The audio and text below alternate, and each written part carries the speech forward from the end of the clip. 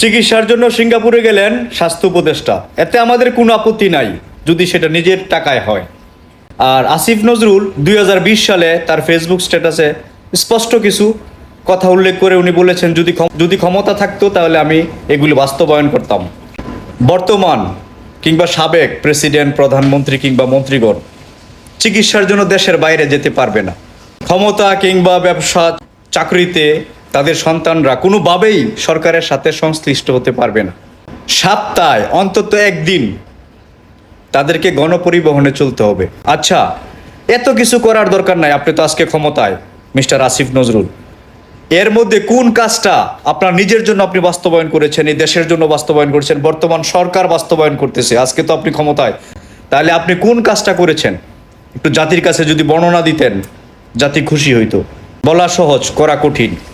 আজকে যে মন্তব্যগুলি আপনাকে নিয়ে হচ্ছে, ঠিক সেই মন্তব্যগুলি আপনি বিগত সরকারের আমলে করেছেন।